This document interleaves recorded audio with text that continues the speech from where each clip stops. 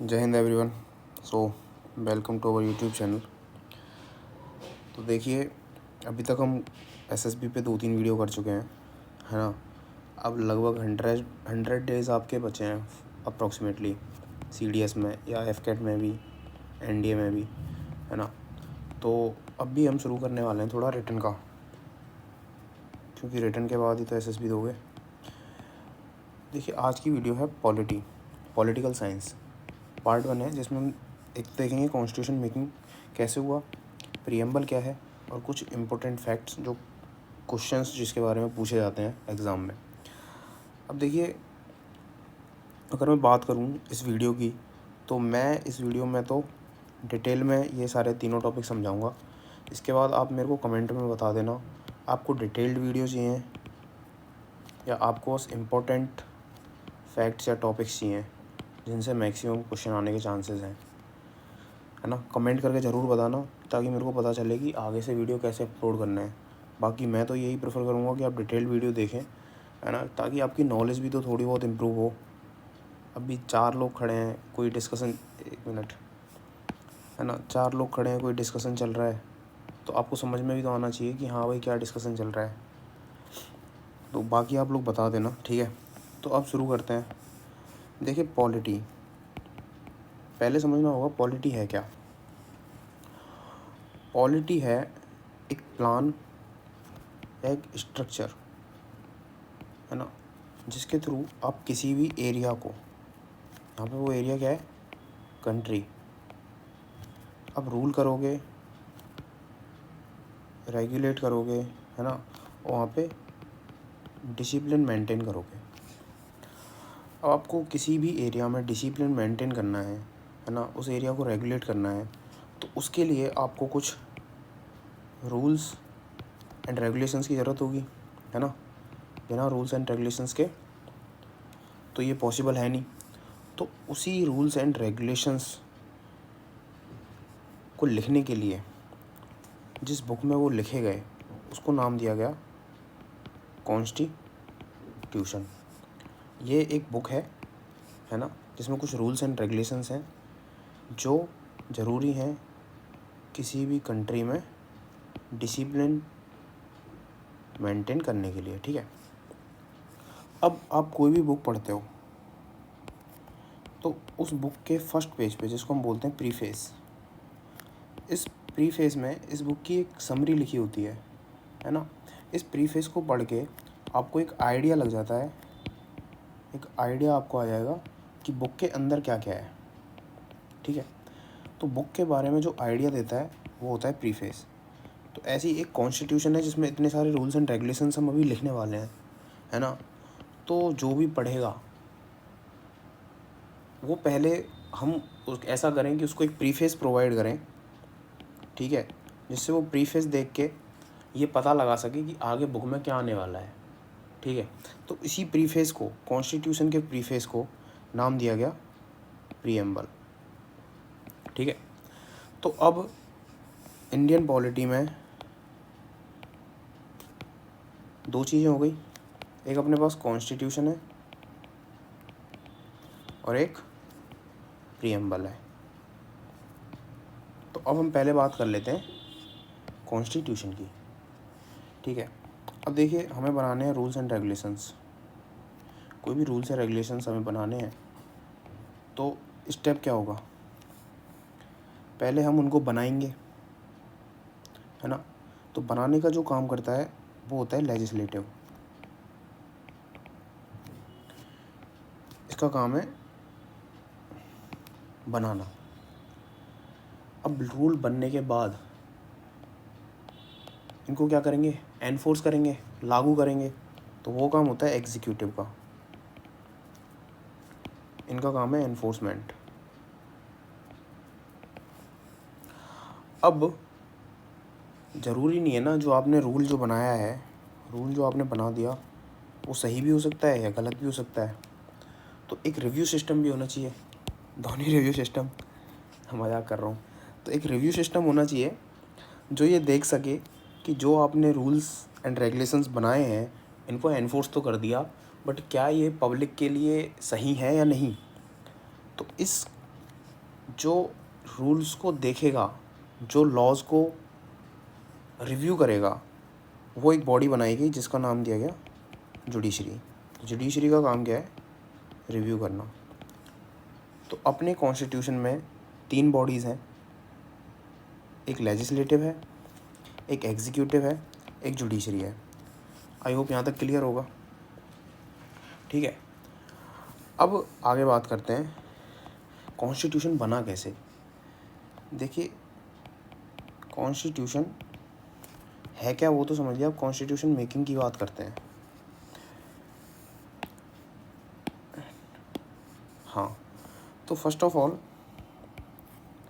अगर मैं बात करूँ 1930 और 1934 इस टाइमलाइन की,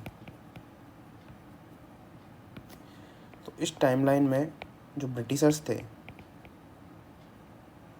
इनकी पकड़ इंडिया से कमज़ोर होती जा रही थी, है ना। इंडिया से इनकी पकड़ क्या होती जा रही थी? कमज़ोर हो रही थी। तो जो इंडियन जो एक्टिविस्ट थे, फ़िलासफ़र थे, इनको लगा कि अब ब्रिटिशर्स का काम हो लिया भाई, अब इनको जाना पड़ेगा। तो अब ब्रिटिशर्स जब तक हैं तब तक तो हम इनके रूल्स एंड रेगुलेशंस फॉलो कर रहे हैं, बट जब ये चले जाएंगे तो हमारे पास खुद के रूल्स एंड रेगुलेशंस होने चाहिए, है ना, तभी तो आप डिसिप्लिन मेंटेन कर पाओगे। तो 1934 वो साल था जब एक फ़िलासफ़र जिसका नाम था एम.एन. रॉय, इसने बोला कि इंडिया के पास अपना खुद का एक कॉन्स्टिट्यूशन होना चाहिए। देखिए, कॉन्स्टिट्यूशन जो मेकिंग है ना, मैं आपको एक स्टोरी की तरह पूरा समझा दूंगा और बिलीव मी, आपके दिमाग में ना घुस जाएगा। जस्ट बी विद मी, है ना, आपको सारी चीज़ें समझ में आएंगी, है ना।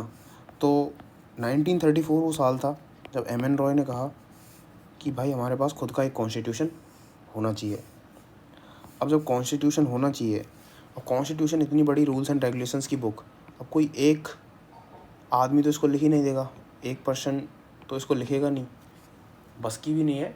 और दूसरी चीज़, अगर किसी एक आदमी को आप ये पूरा काम दे दोगे तो हो सकता है रूल्स एंड रेगुलेशंस बायस्ड हो जाएं, है ना, वो अपनी कम्युनिटी को ज़्यादा प्रेफरेंस दे दे, या वो अपने लोगों को, अपने एरिया को ज़्यादा प्रेफरेंस दे दे। तो कॉन्स्टिट्यूशन बनाने के लिए फिर जो INC, इंडियन नेशनल कांग्रेस, अगली साल 1935 में कहती है कि हम कॉन्स्टिट्यूशन बनाएंगे, पर कॉन्स्टिट्यूशन बनाने के लिए एक कॉन्स्टिट्यूएंट असेंबली होनी चाहिए। असेंबली मतलब भाई ग्रुप ऑफ पीपल, है ना, जिनको काफ़ी नॉलेज भी है ना, वो मिलके इस कॉन्स्टिट्यूशन को बनाएं, जिससे कि जो कॉन्स्टिट्यूशन में रूल्स एंड रेगुलेशंस हैं वो फेयर हों, है ना, सबके भले के लिए हों। तो 1935 में ये हुआ, इंडियन नेशनल कांग्रेस ने बोला कि हमें चाहिए कॉन्स्टिट्यूएंट असेंबली। अब ब्रिटिशर्स को लगने लगा कि अब बात हाथ से निकल रही है, तो 1935 में गवर्नमेंट ऑफ इंडिया एक्ट आया। अब फॉर एग्ज़ाम्पल मान लीजिए आपका कोई रिलेटिव है ना, उसका बच्चा आपने चटका दिया, है ना, तो अब वो रोने लगेगा, तो आप उसको चुप कराने के लिए क्या करोगे? कुरकुरे दोगे, ये करोगे, वो करोगे, ताकि वो अपनी मम्मी से जाके ना कहे। तो सेम अगर कॉन्सेप्ट आप यहाँ पे यूज़ करो, बट अब इंडिया के कंटेक्स्ट में देखूँ तो इंडिया रो नहीं रहा था, इंडिया दहाड़ रहा था। अब इंडिया को चुप कराने के लिए ब्रिटिशर्स ने सोचा कि ऐसा एक एक्ट लाया जाए जिसमें इंडियंस के भले की बात हो। तो 1935 जब ये सब मांगें उठने लगी, तो 1935 में गवर्नमेंट ऑफ इंडिया एक्ट आया। अब सीधी सी बात है, इंडिया को थोड़ा शांत कराने के लिए आया है, तो इस एक्ट में काफ़ी सारे जो रूल्स थे वो इंडिया के फेवर में थे, ठीक है। 1935 में गवर्नमेंट ऑफ इंडिया एक्ट आया और उसमें कुछ रूल्स इंडिया के फेवर में आए। तभी भी इंडिया शांत बैठने वाला नहीं था, अब हमें आज़ादी चाहिए थी। तो कॉन्स्टिट्यूएंट असेंबली की मांग उठी। अब 2-3 साल ऐसे ही निकले, हम मांग करते रहे। 1938 एक साल आया जब जवाहरलाल नेहरू ने बोला कि हमको कॉन्स्टिट्यूएंट असेंबली तो चाहिए, बट हमारी कॉन्स्टिट्यूएंट असेंबली इंडिपेंडेंट होनी चाहिए। कितनी अच्छी बात करी। देखिए, कॉन्स्टिट्यूएंट असेंबली मान लीजिए ब्रिटिशर्स बना देते, बट वो लोग हरामी थे, हमको सब पता है, ठीक है। तो वो अपने कुछ बंदे इस कॉन्स्टिट्यूएंट असेंबली में, रखते और वो ट्राई करते कि इंडिया के रूल्स एंड रेगुलेशंस को उनके हिसाब से मैनिपुलेट किया जाए। तो जवाहरलाल नेहरू ने क्लियर बोल दिया, भाई इंडिपेंडेंट होनी चाहिए, उसमें कोई भी ब्रिटिशर्स नहीं होगा, सारे इंडियन होंगे, हम होंगे हमारे लोगों के लिए, हम रूल बनाएंगे हमारे हिसाब से। ठीक है, ये मांग रखी गई।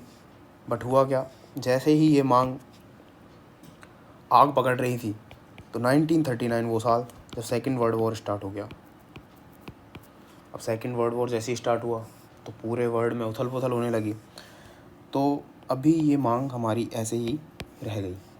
अब 1940 में अगस्त में ब्रिटिशर्स एक ऑफ़र के साथ आए कि आप हमारा वॉर में साथ दो, है ना, वॉर में साथ दो तो हम आपकी वॉर के बाद आफ्टर वॉर आपकी इंडिपेंडेंट कॉन्स्टिट्यूंट असेंबली बना देंगे। तो इंडियंस ने मना कर दिया, वॉर में बहुत टाइम है, हमें क्या पता वॉर कब ख़त्म होगा। तो हमने इस अगस्त 1940 में आए ऑफ़र से मना कर दिया, रिजेक्ट कर दिया, हमने रिजेक्ट कर दिया। और इसी ऑफ़र को बोलते हैं अगस्त ऑफ़र। अभी हम 1940 वाली टाइमलाइन में हैं। ठीक है, टाइमलाइन से समझोगे सब समझ में आएगा। अब वॉर चल रहा है।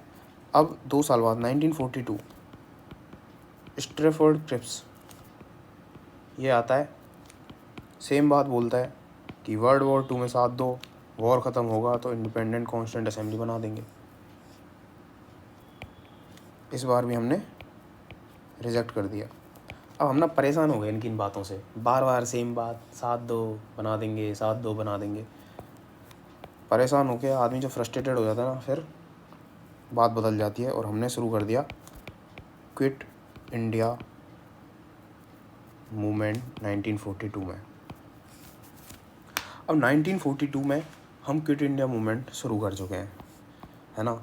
ये ऐसे ही चलता रहा, वॉर चलता रहा। 1945 में वर्ल्ड वॉर सेकेंड ख़त्म हुआ। उसके बाद आता है कैबिनेट मिशन प्लान। कब? 1946 में। 1946 में आया कैबिनेट मिशन प्लान। इसमें 3 ब्रिटिश मिनिस्टर्स भारत आए, जिनका नाम याद रखना, कई बार क्वेश्चन आ जाता है एफकेट में। 1-2 बार मैंने ये क्वेश्चन देखा है। Cripps, Lawrence and Alexander. और एक कैबिनेट मिशन प्लान बनाने क्या, constituent to form constituent assembly. अब इन्होंने डिसाइड किया जो कॉन्स्टिट्यूएंट असेंबली होगी इसमें होंगी 389 सीट्स। अब इन 389 सीट्स को डिवाइड किया गया 292, 93 और 4। तो ये जो 292 होंगी वो होंगी प्रिंसली स्टेट से, सॉरी ये होंगी प्रोविंसेस से। ये 93 होंगी प्रिंसली स्टेट से और ये 4 होंगी कमिश्नर एरियाज़। प्रोविंस का मतलब होता है जो एरिया ब्रिटिश के कंट्रोल में है। प्रिंसली स्टेट का मतलब है एरिया ब्रिटिश कंट्रोल में तो है बट वहाँ पे रूल कौन कर रहा है, इंडियन किंग। और कमिश्नर एरियाज़ थे उस टाइम पे दिल्ली, अजमेर मारवाड़, कुर्ग और ब्रिटिश बलूचिस्तान। ठीक है, अब देखिए जो इंडियन किंग वाले एरियाज़ हैं ना, इन्होंने बोला इनको छोड़ दो, बाकी 292 + 4 मतलब 296 इन्होंने बोला इन सीट्स पे करवाओ इलेक्शन। और इस इलेक्शन का जो मेथड था, इसका नाम याद रखना, आगे हम ये मेथड भी देखेंगे, है ना। इसका नाम था proportional representation with single transferable voting system, ये इस मेथड का नाम था। तो इन्होंने बोला भाई कि आप इलेक्शन करवाओ, ठीक है करवा देंगे। अब देखिए हुआ क्या, और जो ये 93 सीट्स हैं जहाँ पे किंग रूल कर रहे हैं, इन्होंने बोला कि यहाँ से नॉमिनेटेड मेंबर आएंगे। नॉमिनेटेड मतलब जो यहाँ का किंग है वो किसी एक पर्सन को नॉमिनेट करके भेज देगा। अब देखिए हुआ क्या, मान लीजिए आप कहीं के किंग हो और आपको पता है एक बहुत बड़ी असेंबली बनने जा रही है ना। कॉन्स्टिट्यूंट असेंबली बहुत बड़ी चीज़ थी, मतलब एक असेंबली जो पूरे इंडिया को रूल करने के लिए रूल्स एंड रेगुलेशंस बनाने वाली है। तो आपको लगता है किंग किसी और को भेजना चाहेगा? एक इतनी बड़ी पोजीशन, बहुत बड़ी चीज़ थी उस टाइम पे। तो पता है क्या हुआ, किंग नहीं चाहते थे कि उनके एरिया से कोई और जाए, और उनको बोला ये गया था कि तुम रूल करो बट तुम्हें किसी और को भेजना होगा। तो ये इन्होंने किसी को भेजा ही नहीं। तो ये जो 93 सीट्स थी ना ये खाली रह गई। जो 92-96 पे इलेक्शन हुआ, इस इलेक्शन का जो रिज़ल्ट था वो कुछ ऐसे था। 208 जो थी वो INC की आई, है ना, 73 मुस्लिम लीग की आई और 15 अदर्स की थी, ठीक है। अब हाँ एक चीज़ और याद रखना, महात्मा गांधी और मोहम्मद अली जिन्ना ये दोनों लोग इस कॉन्स्टिट्यूएंट असेंबली के पार्ट नहीं थे, ठीक है। इतनी चीज़ याद हो गई। अब क्या होगा, अब हम बनाएंगे अपना कॉन्स्टिट्यूशन, क्योंकि असेंबली बन चुकी है। अब हम कॉन्स्टिट्यूशन बनाएंगे। तो 1946 में बनी ना असेंबली, तो 9 दिसंबर 1946 को फर्स्ट मीटिंग हुई इस कॉन्स्टिट्यूएंट असेंबली की। अब फर्स्ट मीटिंग है, अभी कुछ इलेक्ट नहीं हुआ है, कुछ नहीं हुआ है। तो एक पर्सन जिनका नाम था डॉक्टर सच्चिदानंद सिन्हा, इनको बना दिया गया टेम्परेरी प्रेसिडेंट, है ना। इनकी सीनियरिटी देख के कि भैया ठीक है आप बूढ़े बड़े हो थोड़े, पहली मीटिंग है और इंडिया में तो रिवाज है बूढ़े बड़ों की सलाह लेना। तो सीनियरिटी देख के ठीक है यार तुम प्रेसिडेंट बन जाओ, इलेक्शन कर लेंगे तब तक आप रहो। 2 दिन बाद ही क्या हुआ, 11 दिसंबर 1946 को हो गए इलेक्शन। और इलेक्शन होने के बाद डॉक्टर राजेंद्र प्रसाद को बना दिया गया प्रेसिडेंट, ठीक है। 11 दिसंबर से, मतलब 9 और 10 तारीख के लिए सिर्फ 9 और 10 तारीख के लिए आपके सच्चिदानंद सिन्हा थे। उसके बाद 11 तारीख से कौन रहेंगे, राजेंद्र प्रसाद। अब भैया इलेक्शन हो गए, प्रेसिडेंट चूज़ कर लिया, ठीक है। अब क्या होगा, प्रेसिडेंट बनने के बाद 2 दिन बाद 13 दिसंबर 1946, देखिए काम बहुत जल्दी हो रहा है। क्यों? क्योंकि हमको लगने लगा था कि ब्रिटिशर जाने ही वाले हैं और हमें रूल्स एंड रेगुलेशंस की ज़रूरत पड़ने वाली है, तो फटाफट निपटाओ भाई। तो 13 दिसंबर 1946 को जवाहरलाल नेहरू लेके आए ऑब्जेक्टिव रेजोल्यूशन। अब ये क्या है, देखिए जैसे आप 1 जनवरी को फिटनेस का रेजोल्यूशन लेते हो ना कि हमें इस साल फिट होना है, तो रेजोल्यूशन किसका लिया, फिटनेस का। रेजोल्यूशन मतलब एक कि भाई ये करना है हमको। तो ऐसे ही कुछ ऑब्जेक्टिव जवाहरलाल नेहरू ने बनाए और उस पर उन्होंने रेजोल्यूशन लिया कि भाई इन ऑब्जेक्टिव्स को ध्यान में रख के हमें कॉन्स्टिट्यूशन बनाना है, ठीक है।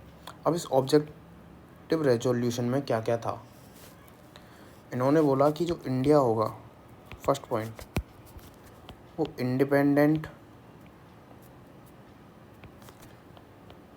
सोवरेन रिपब्लिक होगा। अब देखिए इसका मतलब क्या है। इंडिपेंडेंट का मतलब है कि हम किसी के अंडर काम नहीं करेंगे, है ना, हम किसी के अंडर काम नहीं करेंगे। सोवरेन का मतलब है हम किसी का इंटरफेयर भी पसंद नहीं करेंगे, नो इंटरफेयर। और रिपब्लिक का मतलब है हम खुद के रूल्स एंड रेगुलेशंस बनाएंगे। कितनी अच्छी बात करी, क्योंकि इनको ये डर था कि ब्रिटिशर्स कहीं ना कहीं इंटरफेयर करने की कोशिश करेंगे, तो इन्होंने ऑब्जेक्टिव रिजोल्यूशन में ये बात बोल दी कि भाई हम इंडिपेंडेंट भी होंगे, सोवरेन भी होंगे, रिपब्लिक भी होंगे।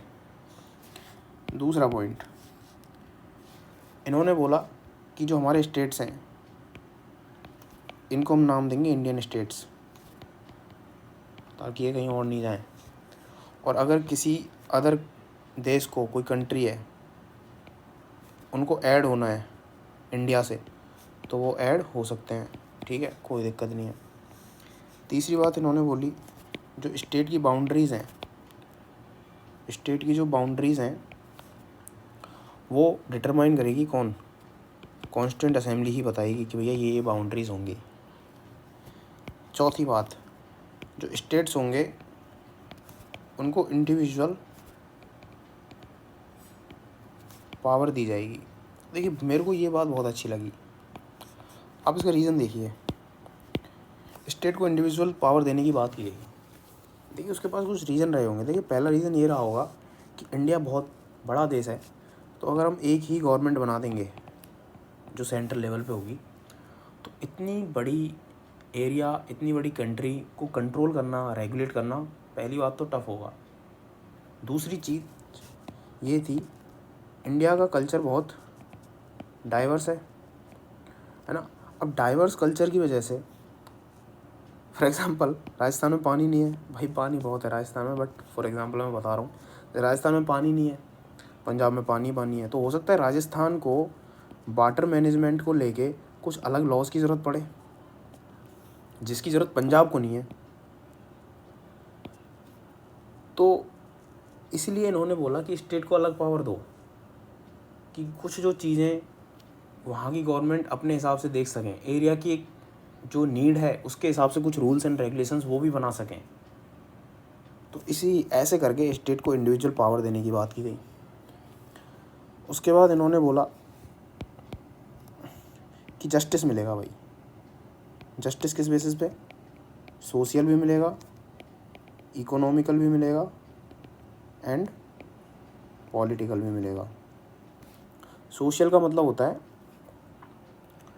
कि फॉर एग्ज़ाम्पल आपका सबका, चाहे आपकी कम्युनिटी कोई सी हो, आपका रिलीजन कोई हो, है ना, आपका कास्ट कुछ भी हो, इसके बेसिस पे कोई डिस्क्रिमिनेशन नहीं होगा घूमने फिरने में, आने जाने में, खाने पीने में, है ना, खर्च करने में। मतलब सोशल जो भी चीज़ें हैं उनमें आपको इक्वलिटी मिलेगी।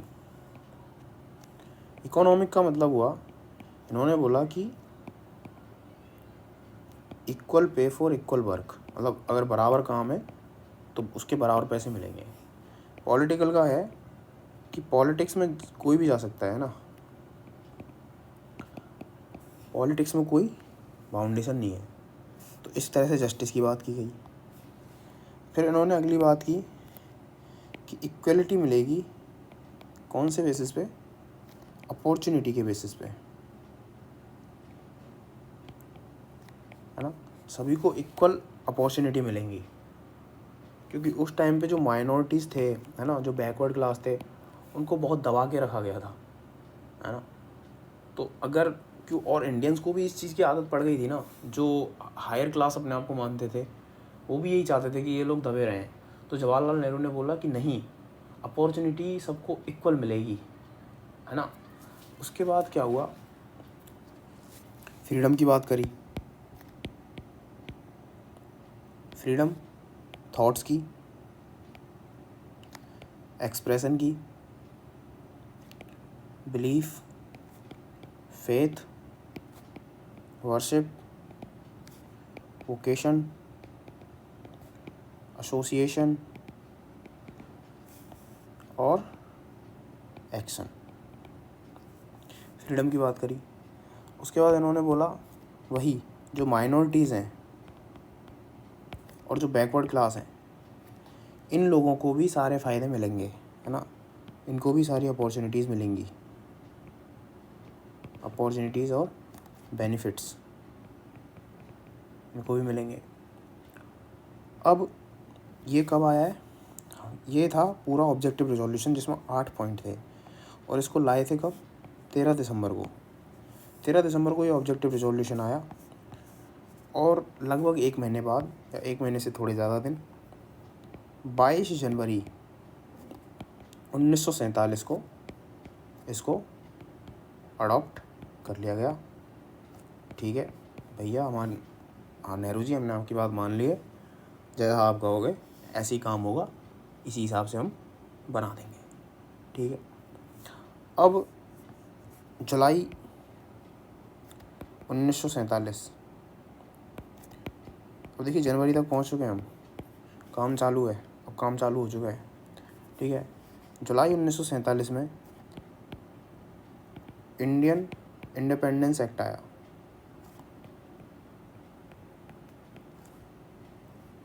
अब जो कॉन्स्टिट्यूएंट असेंबली थी, ये फुली सोवरेन बन चुकी थी। ये क्या बन गई थी? Fully sovereign. देखिए, इंडिपेंडेंस एक्ट से पहले ब्रिटिशर्स कैसे ना कैसे करके तो इंटरफेयर कर ही रहे थे ना। अब जैसे ही इंडिपेंडेंस एक्ट आया तो इंटरफेरेंस जो उनका था वो बंद हो गया। तो सोवरेन का मतलब ही मैंने अभी ये बताया था, यहाँ पे बताया था ना अभी, सोवरेन का मतलब क्या है? No interfere. तो जैसे ही इंडिपेंडेंस एक्ट आया तो इंटरफेयर करना बंद कर दिया ब्रिटिशर्स ने। तो अब ये जो कॉन्स्टिट्यूएंट असेंबली थी ये बन गई फुली सोवरेन। ठीक है। अब फुली सोवरेन बन गई। अब ठीक है, तुम रूल्स एंड रेगुलेशंस तो बना रहे हो, तुम बनाते रहो, बट अब ब्रिटिशर्स जाने वाले हैं। अब तक हम उनके लॉ फॉलो कर रहे थे, मतलब चोरी करने पे किसको क्या ये मिलेगा वो मिलेगा, लॉज अलग होते ना। तो अब बोले कि भाई इनके लॉ हटाओ, अपने लॉ लाने। अब दूसरी बॉडी बनाने की ज़रूरत थी नहीं, तो इन्होंने क्या कहा कि जो कॉन्स्टिट्यूएंट असेंबली है ना, इसको ही बोल दिया कि भैया आप लॉ भी बनाओ, लॉ मेकिंग बॉडी भी इसको बना दिया। अब इनके पास 2 काम है। एक काम तो इनको कॉन्स्टिट्यूशन बनाना है और एक इनको लॉ बनाने हैं। ठीक है। अब इनको 2 काम दे दिए। अब घिचपिच ना हो इसलिए इन्होंने क्या किया कि भैया एक दिन हम ये करेंगे, दूसरे दिन हम ये करेंगे, फिर तीसरे दिन हम कॉन्स्टिट्यूशन बनाएंगे, चौथे दिन लॉ बना लेंगे, फिर 5वें दिन कॉन्स्टिट्यूशन, फिर 6ठे दिन लॉ। ऐसे ही चलता रहेगा, मतलब ऑल्टरनेटिव डेज पे हम अपना काम करेंगे। तो अब जो लॉ बनाता है उसको ही बोलते हैं पार्लियामेंट। तो इस तरह से जो कॉन्स्टिट्यूएंट असेंबली थी यही क्या बन गई? First parliament. पार्लियामेंट वाले चैप्टर में समझ में आएगा, है ना, बट इसको पार्लियामेंट बोलते हैं क्योंकि जो पार्लियामेंट का काम क्या है? लॉ बनाना। जो लेजिस्लेटिव है वो लॉ बनाएगा और एग्जीक्यूटिव है वो उसको एनफोर्स करेगा। ये काम पार्लियामेंट का ही तो है। तो फर्स्ट पार्लियामेंट जो बनी वो कॉन्स्टिट्यूएंट असेंबली बन गई। अब इनके पास 2 काम रह गए। 2 काम क्या रह गए कि एक तो आपको कॉन्स्टिट्यूशन बनाना है और एक आपको लॉ बनाना है। तो जब ये कॉन्स्टिट्यूशन बनाते थे, मतलब जब ये बिहेव करते थे कॉन्स्टिट्यूशनल बॉडी की तरह, तो उस दिन प्रेसिडेंट रहते थे डॉक्टर राजेंद्र प्रसाद, और जिस दिन ये लॉ बनाते थे, मतलब लेजिस्लेटिव,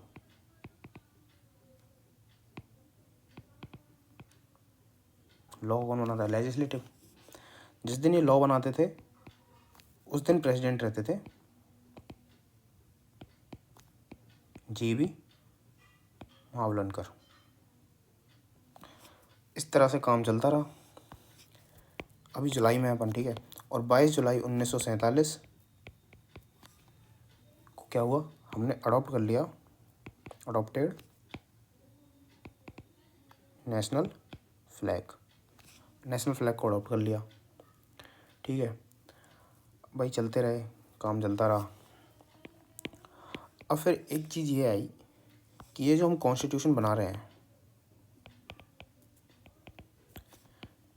इसको ड्राफ्ट भी तो करना पड़ेगा। देखिए ड्राफ्ट का मतलब क्या होता है, जैसे आप इंस्टाग्राम पे पोस्ट करते हो ना, इंस्टाग्राम पे पोस्ट करते हो तो कई बार आप एडिट वेडिट करने के बाद ना उसको सेव ड्राफ्ट कर देते हो।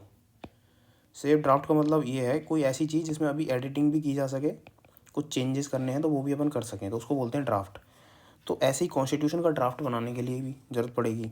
भाई आपने कुछ लोगों को भेज दिया जो भी थे, 296 तो नहीं थे ना, बाकी तो जो प्रिंसिल स्टेट वाले थे वो तो खाली रह गई थी सीटें, तो आपने इतने लोगों को भेज दिया, बट हो सकता है लोगों की भी तो कुछ डिमांड हो सकती है जो आम जनता है। तो इन्होंने बोला कि पहले हम ड्राफ्ट बनाएंगे, इसको आम जनता के सामने पेश करेंगे और उनसे भी क्या लेंगे, ओपिनियन लेंगे। आम जनता का ओपिनियन भी बहुत ज़रूरी है। तो इसलिए इन्होंने पहले क्या बनाया, ड्राफ्ट। अब ड्राफ्ट बनाने के लिए बनाई गई ड्राफ्टिंग कमेटी। अब ड्राफ्टिंग कमेटी में कौन कौन था, ड्राफ्टिंग कमेटी बनाई गई थी पहली बात तो 29 अगस्त 1947 में। अब इसमें मेंबर्स थे doctor BR Ambedkar, N Gopalaswami Iyer, उसके बाद आपके अलादी कृष्ण स्वामी अय्यर, KM मुंशी, सैयद मोहम्मद सदुल्ला, N माधव राव और TT कृष्णमाचारी। ठीक है, स्पेलिंग देख लेना। तो ऐसे करके इसमें टोटल 7 मेंबर थे। तो इन्होंने ड्राफ्ट बनाया और फरवरी 1948 में फर्स्ट ड्राफ्ट इन्होंने जनता को दिया। इन्होंने रिव्यू किया, इनको दिए गए टोटल रिव्यू करने के लिए 8 मंथ्स फॉर रिव्यू। 8 महीने के रिव्यू के बाद, उसके बाद एडिट करने के बाद फिर अक्टूबर 1948 में सेकंड ड्राफ्ट आया। ठीक है, अक्टूबर 1948 में सेकंड ड्राफ्ट आया। फिर जो भी एडिट करना था, एडिट करने के बाद 26 नवंबर 1949 ये वो दिन था जिस दिन हमारा कॉन्स्टिट्यूशन बन के हो गया ready.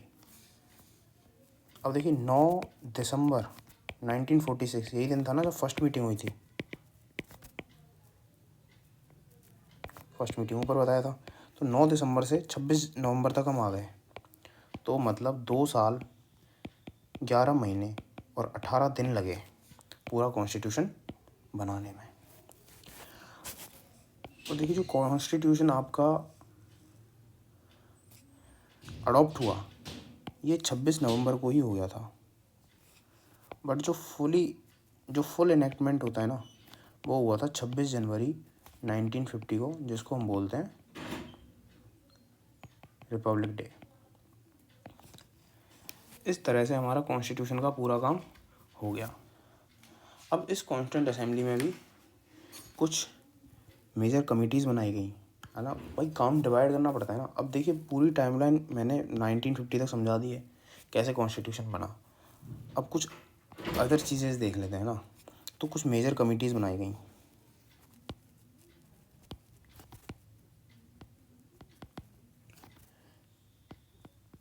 Major committees 8 major committee थी, जिसमें पहली थी आपकी यूनियन पावर कमेटी, दूसरी यूनियन कॉन्स्टिट्यूशन कमेटी और तीसरी स्टेट्स कमेटी। इन तीनों के जो हेड थे, जो चेयरमैन थे, वो थे जवाहरलाल नेहरू। ठीक है। उसके बाद एक कमेटी थी प्रोविंशियल कॉन्स्टिट्यूशनल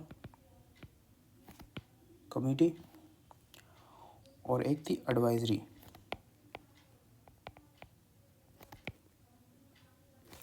इन दोनों के थे सरदार पटेल। छठी कमेटी थी ड्राफ्टिंग, इसके सबको पता ही होगा, BR अम्बेडकर। दो कमिटीज़ बची, एक थी रूल ऑफ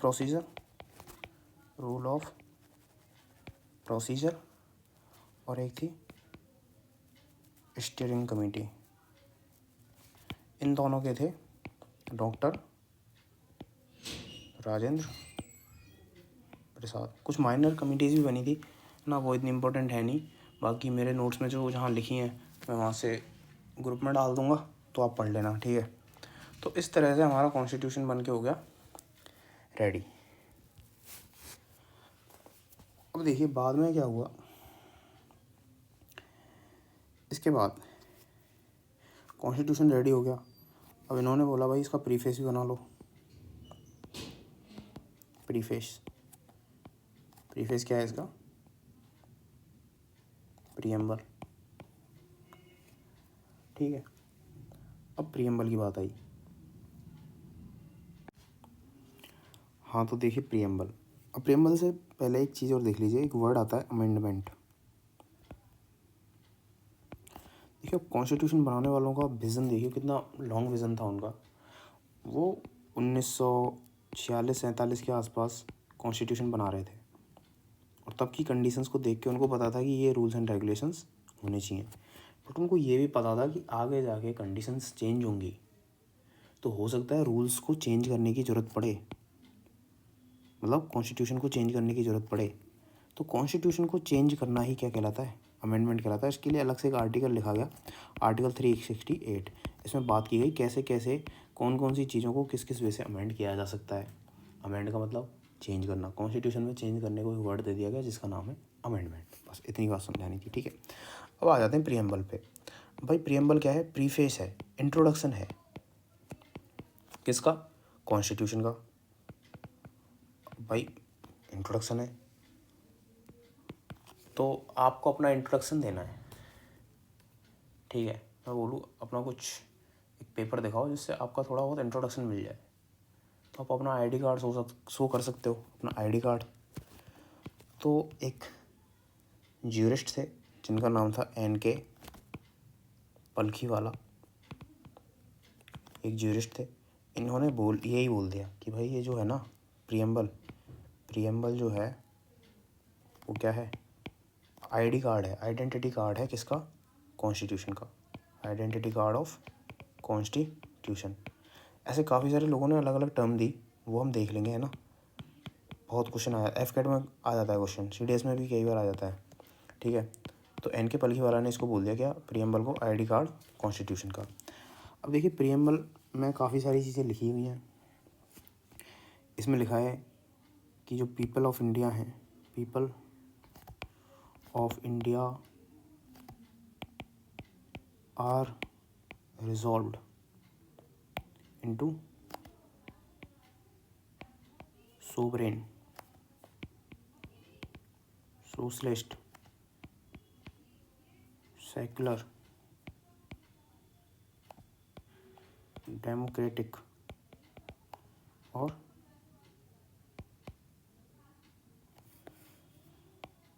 रिपब्लिक।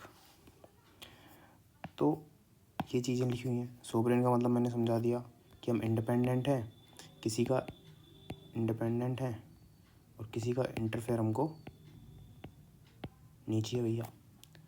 सोशलिस्ट का मतलब होता है इक्वलिटी। हाँ। सेक्युलर है, ऑल रिलीजन्स क्या हैं, इक्वल हैं। डेमोक्रेटिक का मतलब कि जो पीपल ऑफ इंडिया हैं, जो यहाँ की आम जनता है, उनके पास ज़्यादा पावर है, ठीक है। और रिपब्लिक का मतलब है कि हमारे खुद के रूल्स एंड रेगुलेशंस हैं, है ना, हम खुद अपनी गवर्नमेंट बनाते हैं, और जब हमको गवर्नमेंट अच्छी नहीं लगती तो हम गवर्नमेंट को हटा भी सकते हैं, ठीक है। तो हमारे पास पूरे राइट्स हैं, हमारी गवर्नमेंट कैसे काम करेगी, हमारे रूल्स एंड रेगुलेशंस क्या होंगे। तो इस तरह से इन 5 वर्ड की बात की गई। इसके अलावा भी कई वर्ड हैं। अब देखिए, इसमें से जो सोवरेन था और आपका जो डेमोक्रेटिक था और रिपब्लिक था, ये तो शुरू में जब प्रियम्बल मतलब जब कॉन्स्टिट्यूशन अपना एनफोर्स हुआ 26 जनवरी 1950 को, तो ये तीनों वर्ड थे। कौन कौन से? सोवरेन, डेमोक्रेटिक और रिपब्लिक। अब जो सोशलिस्ट है ना, सोशलिस्ट और सेक्युलर, इनको बाद में ऐड किया गया।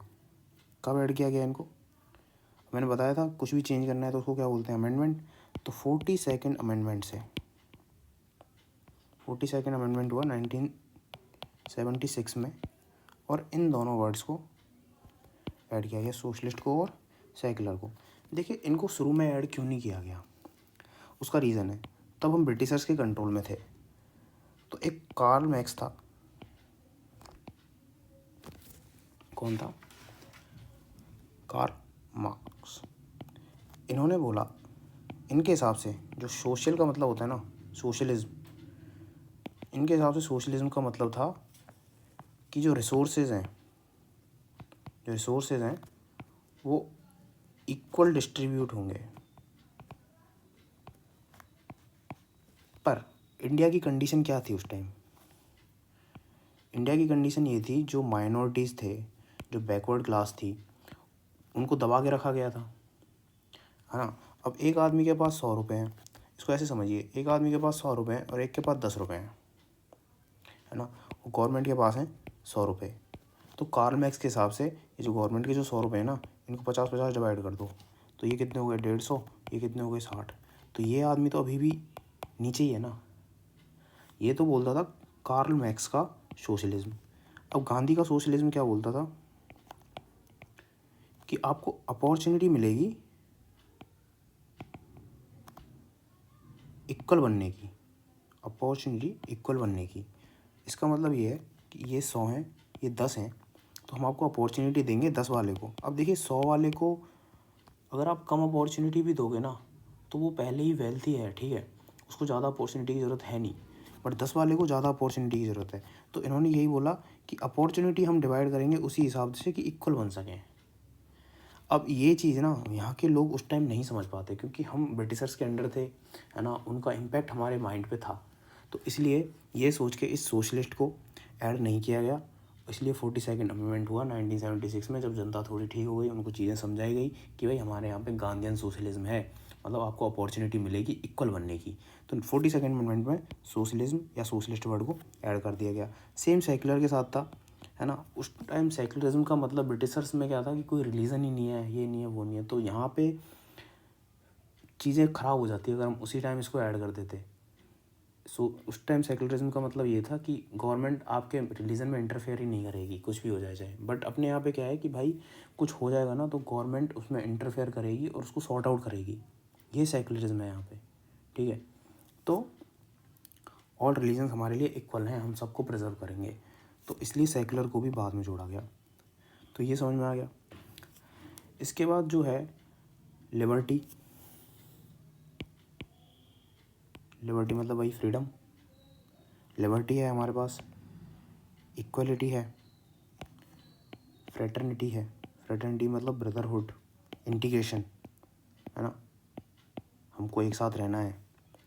हमारे पास इक्वलिटी है ना, लिबर्टी है, हमारे पास आज़ादी है बोलने की, एक्सप्रेस करने की। बट हमारे पास जो लिबर्टी है ना, वो क्वालिफाइड है। क्वालिफाइड लिबर्टी का मतलब, अब देखिए, आपको एक्शंस की लिबर्टी तो है, बट एक्शंस की ये लिबर्टी नहीं है कि सामने पड़ोसी को पेल दिया, जाके पेल दिया मतलब ठोक दिया, पीट दिया, ये लिबर्टी आपके पास नहीं है। इसलिए क्वालिफाइड है, मतलब लिबर्टी विद सम। अगर मैं क्वालिफाइड जो लिबर्टी है, क्वालिफाइड लिबर्टी है इसको बोलूँ, तो इसका मतलब है लिबर्टी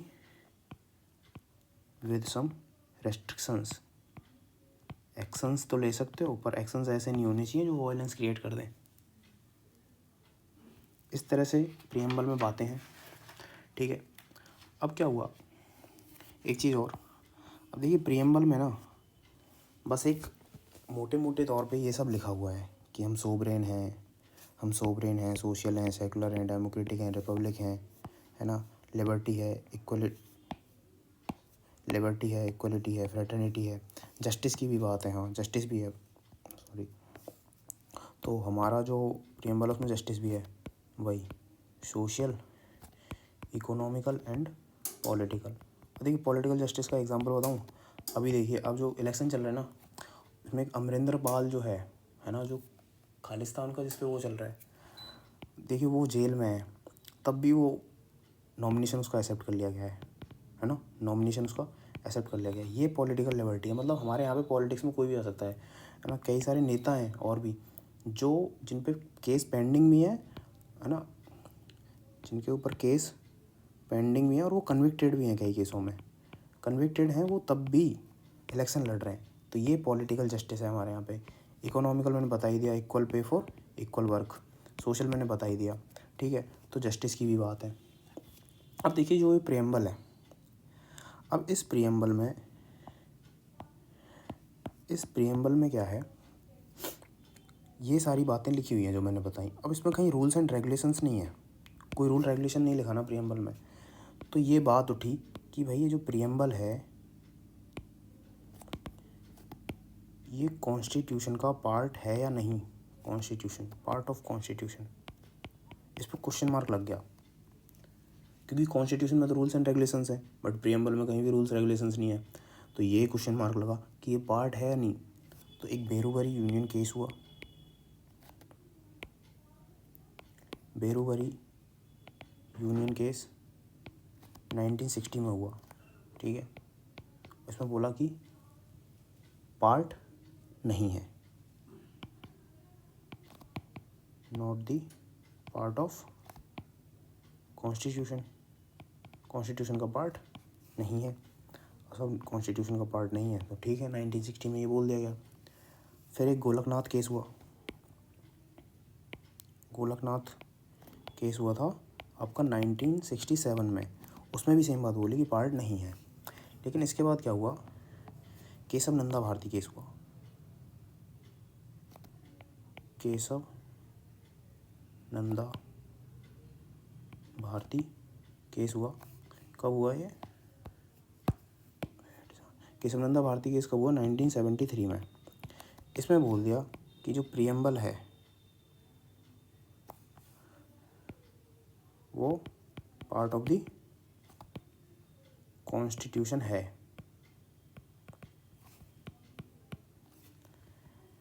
अब देखिए आपको एक चीज़ समझ में आई।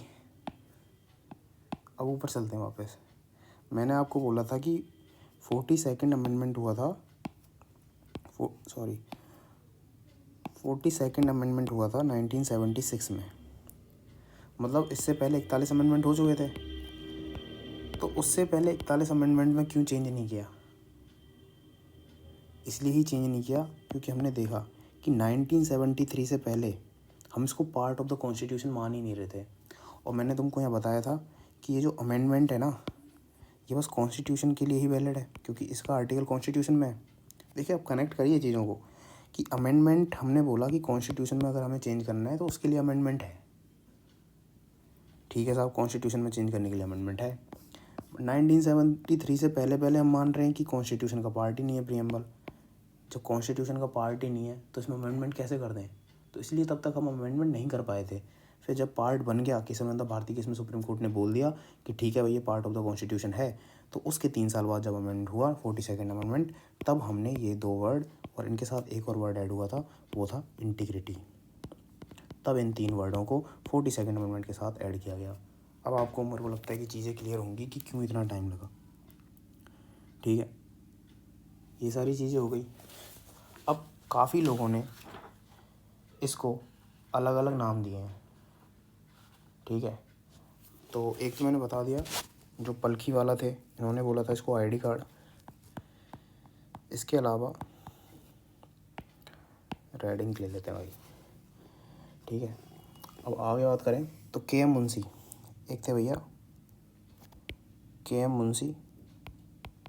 इन्होंने बोला था इसको horoscope, horoscope of the sovereign democratic Republic, ठीक है। इसके बाद आपके और भी एक था, हाँ, हिदायतुल्लाह, एम हिदायतुल्लाह थे। इन्होंने बोला था कि सोल ऑफ द कॉन्स्टिट्यूशन, इन्होंने सोल बोला था।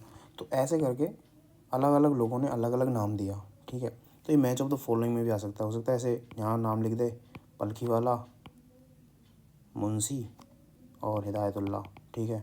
और यहाँ लिख दे होरोस्कोप और आपका की नोट, सॉरी आईडी कार्ड और सोल, है ना। मैच ऑफ द फॉलोइंग करवा लें। हिदायतुल्लाह ने सोल बोला था, मुंशी ने होरोस्कोप बोला था, पलखीवाला ने आईडी कार्ड बोला था, ठीक है। तो ऐसे भी क्वेश्चन आ सकता है ना। अब प्रियम्बल को पार्ट बना दिया गया कॉन्स्टिट्यूशन का, बट सुप्रीम कोर्ट ने ये भी जजमेंट सुनाया कि ये सोर्स ऑफ पावर नहीं है, सोर्स ऑफ पावर नहीं है, ना ही ये जस्टिसिएबल है, जस्टिसिएबल है ना। जस्टिसिएबल का मतलब कि आप, ऐसा नहीं है कि आपके साथ कुछ हुआ और आप प्रियम्बल पेश कर दो सुप्रीम कोर्ट में जाके कि भाई आपने प्रियम्बल में तो लिख रखा है ऐसा होगा, बट मेरे साथ तो उल्टा हो रहा है। मतलब इसके बेसिस पे आप कोई केस नहीं लड़ सकते। इसमें जो भी लिखा है वो नॉन जस्टिसिएबल है ना, नॉन जस्टिसिएबल है, उसके अकॉर्डिंग आपको जस्टिस नहीं मिलेगा, ठीक है। और ना ही सोर्स ऑफ पावर है, मतलब जो लेजिस्लेचर है जो लॉ बना रहा है इसके बेसिस पे कोई लॉ नहीं बनाएगा कि भाई आपने प्रियम्बल में लिख रखा है हमने तो यहाँ से इसके अकॉर्डिंग लॉ बना दिया, ऐसा नहीं होगा। तो ये प्रियम्बल के बारे में सारी बातें थी, ठीक है। 42nd अमेंडमेंट से क्या ऐड हुआ वो भी मैंने बता दिया, है ना। केशवनंदा भारती केस 1973 में जब हुआ तो इसको पार्ट बनाया गया, इसलिए इसमें 1976 में अमेंडमेंट किया गया। इसके बाद एक और केस हुआ था LIC 1995 में हुआ था, हाँ। तो इसमें भी सेम बात बोली गई कि पार्ट ऑफ द कॉन्स्टिट्यूशन है। और अब तक प्रियम्बल एक ही बार, सिर्फ एक ही बार अमेंड हुआ है, ये भी याद रखना, वो है 42nd अमेंडमेंट। इसके बाद ना इससे पहले कभी अमेंडमेंट नहीं हुआ। तो देखिए ये काफ़ी थोड़ी तो बड़ी हो गई होगी वीडियो, क्योंकि मैंने ट्राई किया है कि थोड़ा डिटेल में समझा दूँ, है ना।